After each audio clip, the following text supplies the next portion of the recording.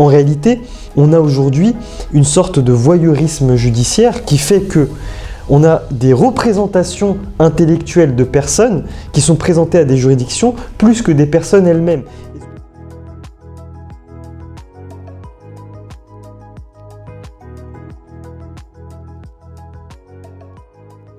Alors, sur le fond du dossier, je ne le connais pas, puisque c'est un dossier d'instruction qui est secret.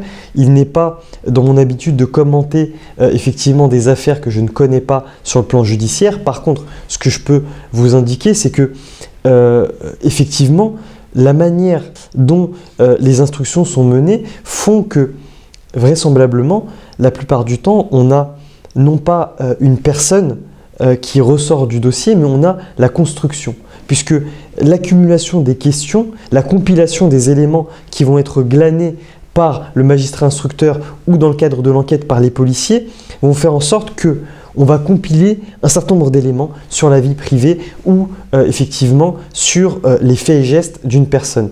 Par contre, comme vous le savez, les faits et gestes d'une personne ne la représentent pas. Ce n'est pas parce que, par exemple, vous êtes droitière ou gauchère et que vous vous réveillez à telle heure le matin et que vous avez tel rapport intime avec votre époux, pour autant que ça va influer sur votre capacité ou non d'avoir commis tel ou tel acte. En réalité, on a aujourd'hui une sorte de voyeurisme judiciaire qui fait que on a des représentations intellectuelles de personnes qui sont présentées à des juridictions plus que des personnes elles-mêmes. Et ce que j'ai cru voir dans la presse, c'est que la Chambre de l'instruction avait refusé, je crois, que M. Ramadan puisse comparaître devant la juridiction. Et pour moi, ça accroît le sentiment qui est celui de juridictions qui veulent juger la construction sur le papier de mise en examen plutôt que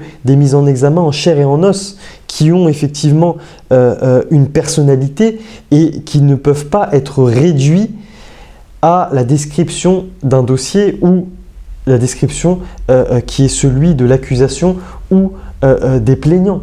Et je crois qu'aujourd'hui, c'est pas le cas uniquement dans cette affaire-là, puisque nombre d'affaires que j'ai à traiter me mettent ce sentiment en tête, celui effectivement d'une personne que je connais, que je rencontre à la maison d'arrêt ou que parfois j'ai connu avant qu'il soit mis en examen et incarcéré, et la représentation qui est celui du dossier, la description qui est faite par le parquet de la personne qui est aux antipodes. Mais comment peut-on sur papier représenter un être qui est fait effectivement de chair et d'os, qui est dans une représentation en 3 dimensions, qui respire, qui effectivement émet et perçoit son environnement, qui effectivement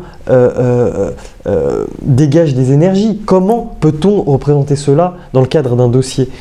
Pour moi, effectivement, c'est quelque chose d'assez difficile. Et pour répondre plus concrètement et de manière plus prosaïque à votre question, je crois qu'effectivement, les recours qui sont ceux des prévenus, des mises en examen aujourd'hui, sont ceux d'une confrontation avec l'institution judiciaire.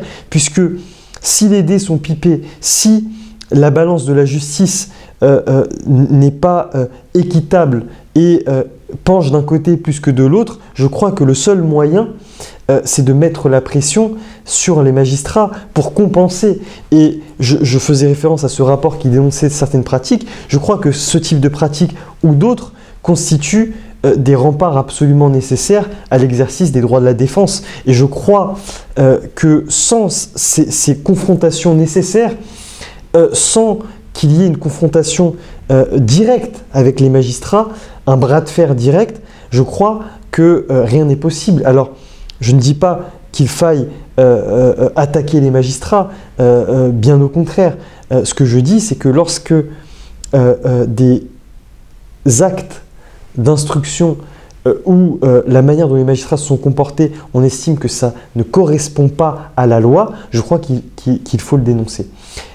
Et je perçois dans ce rapport qui a été déposé auprès du garde des Sceaux un sentiment mitigé. Parce que pourquoi les magistrats s'insurgent-ils de ce que certains avocats déposent plainte contre eux pour effectivement une construction judiciaire qui n'est pas légale? Pourquoi?